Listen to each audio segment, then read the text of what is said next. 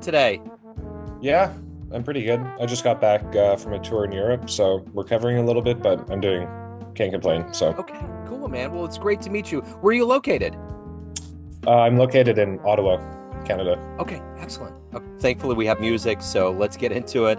It's for it's sure. gr- great to meet you. And before we get into your latest album, Urban Chaos, I want to know 5 years ago, speaking of Urban Chaos, 5 years ago, the pandemic was heating up. In America, there was protests and things were happening. How did you make it as a musician through that time period? And how has it influenced your creativity and what you do now in 2025? Yeah, it's pretty difficult to think back to a time like COVID because it's yeah, it was a point of change. Everybody wanted to keep doing what they were doing in a time where, I don't know, it was like putting a square block in a round hole, maybe. Because like the infrastructure was just so not happening. I kind of just took the time during COVID to make a lot of changes in my life. I recorded my first, I guess, yeah, my first album in COVID.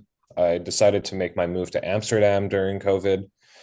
I guess maybe as a defense mechanism, since everything was kind of, I don't know, not really happening. I just kind of took the opportunity to make a lot of changes in my life that maybe I wouldn't have done, and I just tried to, uh, yeah, do some new things in my life. And now what I did then kind of put me on the course for today, and I definitely didn't take it as a period to kind of do nothing, I suppose, for a couple of years. So talk to me about this new album, Urban Chaos. What was kind of the artistic vision for this project? So, this was the third album that I've recorded. Technically, the second one as a band leader, and it was the first record that I recorded in Europe. So all of my friends on the album are all from Amsterdam because I lived there for a couple of years, or taking some lessons and just being out there to gig. The biggest inspiration for the album, I guess, was my mom because she passed away a year before I recorded the album, and a lot of what I was going through that time, kind of like having to move back to the city, deal with life again after this whole turmoil and drama. Which I still deal with today, but a lot of my feelings kind of had to be, living in this weird kind of city society thing when you're trying to deal with probably like the biggest loss of your life. And so the music kind of just came out of that whole kind of confusing, blurry period of time. What are you hoping the listener gets from this album? I hope that listener can, hear, everything you would get out of an album that doesn't really have vocals or anything like that.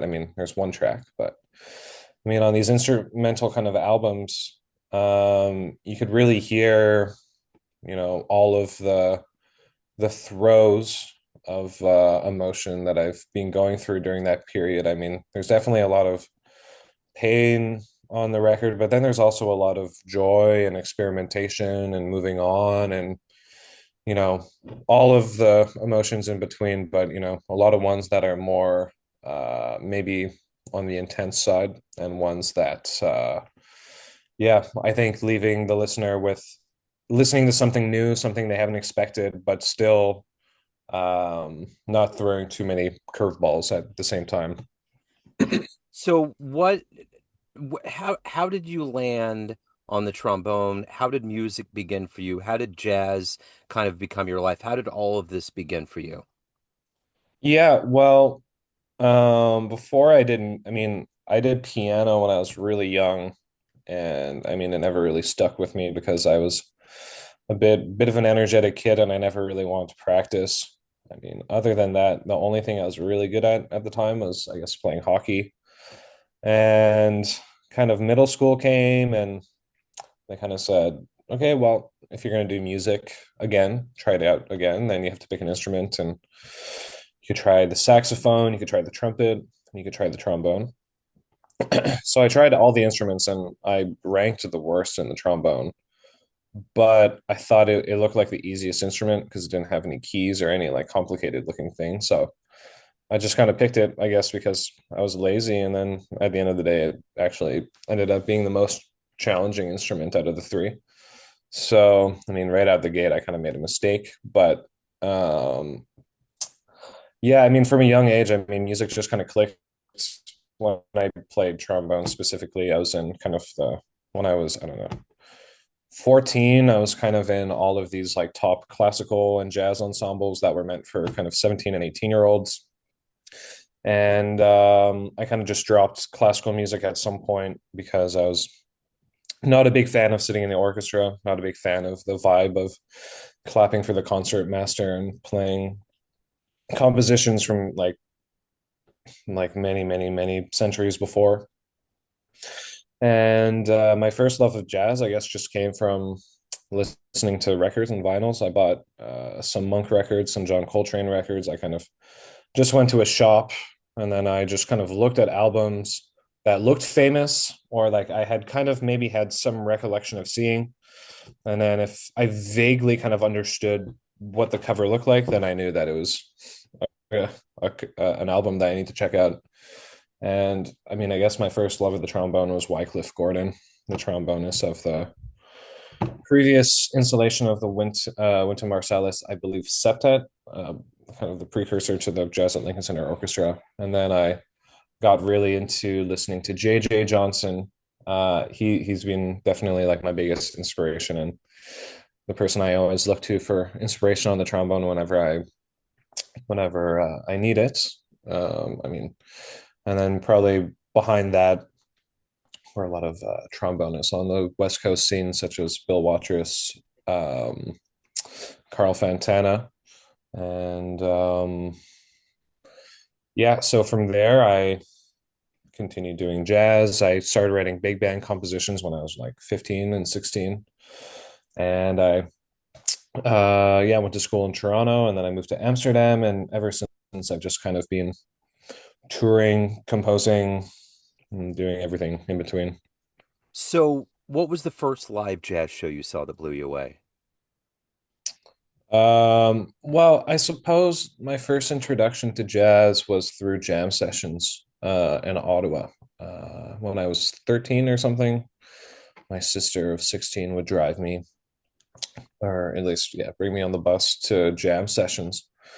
And I don't know, I guess the community aspect, all these random 30, 40-year-olds, 50-year-olds accepting a 13-year-old trombone player just reading music and playing. And I mean, that was probably like one of the most kind of profound musical experiences I've had a young I've had at a young age. But I mean, probably the most important concert I saw when I was a teenager. I saw Herbie Hancock play at the Ottawa Jazz Festival with his band, and I didn't really know what to think of it at the time because I have some Herbie Hancock records and I listened to Herbie Hancock on vinyl, and then you see this person playing live in person, and then jump forward 10 years. I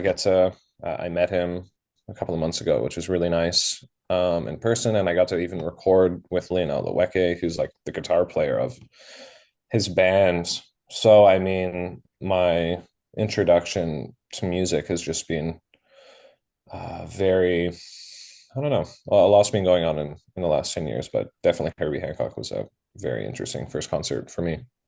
So, what do you like the best about being a professional musician? What gets you up every day? What motivates you to create?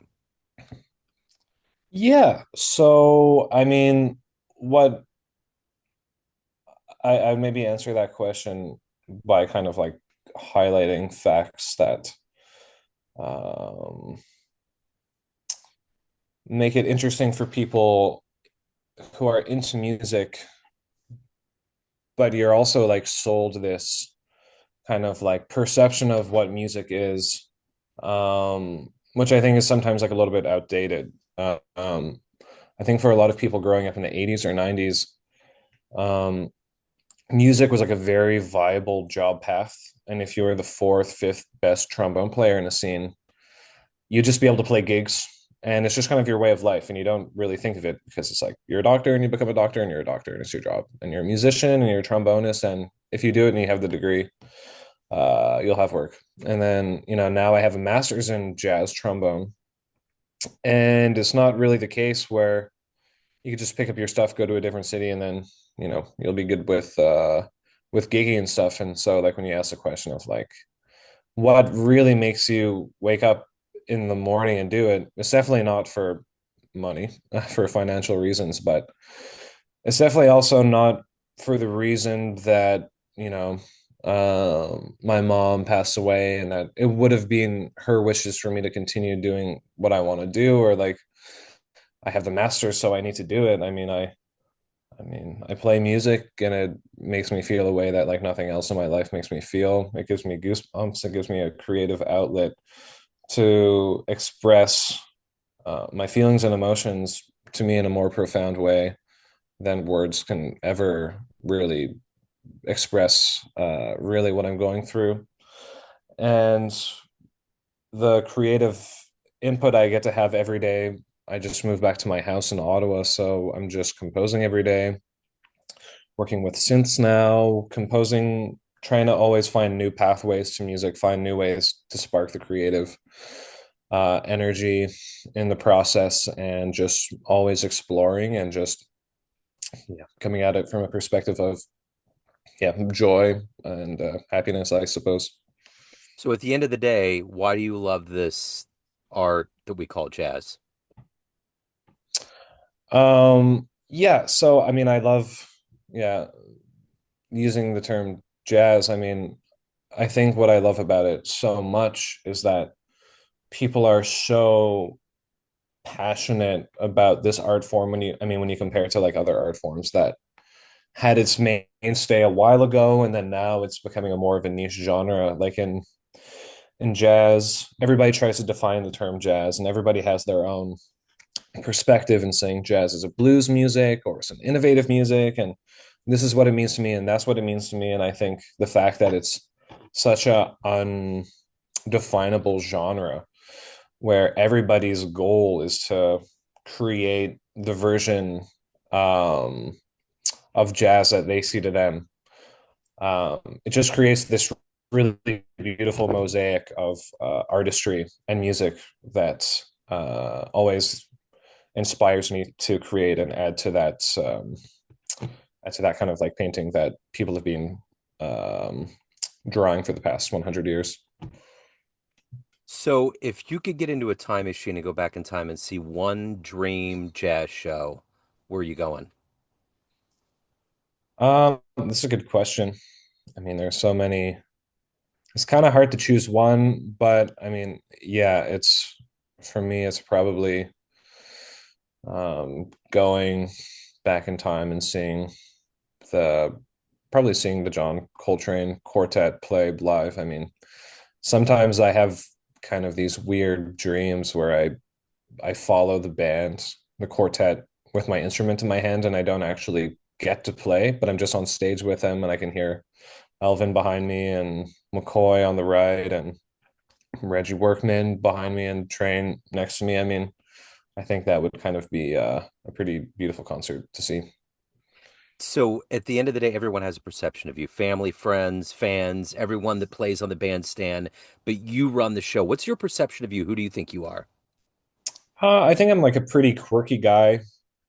Um, I'm kind of a rubber band a little bit. I suppose I kind of like get pushed into like probably every single direction of jazz for the most part. I mean, I'm really open. My playing can be like pretty weird, but it's kind of because I'm always trying to look at every angle of the music. And I do a lot with the tradition and Charlie Parker, but then I'm also into like a lot of Cecil Taylor stuff. But then you listen to some records by Chris Potter where he's using pedals and circuits, and you know it's just trying to be a overall open-minded kind of musician. So if anyone wants to catch you live, they want to pick up a copy of the album, any of the other good business going on in your world, where's the best place to go? Probably checking out my Bandcamp. I have on Friday the 13th, I'm dropping my first vinyl because I recorded a solo trombone album. And other than that, all of the CDs for my past record are all on my website. The links to everything are just on my store and my website. So either Bandcamp or my website is the best place to catch it for sure. Okay, cool. I'll put links in the show notes. This was great. Great catching up with you, man. Thank you so much for taking a minute out today. I appreciate it. Yeah, of course. Thank you, Joe. Jazz fans, Joe Domino here, the host of the weekly Neon Jazz radio show and regular interview series being produced and distributed from Lee Summit, Missouri. We are very excited to let you know about the second annual Lee Summit Jazz Festival taking place again this summer on June 28th at the Bridge Space, located at 210 Southwest Market Street in downtown Lee Summit. Following the success of the 2024 festival, the lineup will include Lee Summit students, Casey Area Youth Jazz, Paganova with Michael Pagan, Horoscope with Stan Kessler, Brad Gregory, Adam Larson, and the Lee Summit Jazz Orchestra. There will also be food trucks and vendors to round out a day of celebration. Early bird tickets are 2 for $30, and all details can be found at lsjazzfest.com. We can't wait to see you there.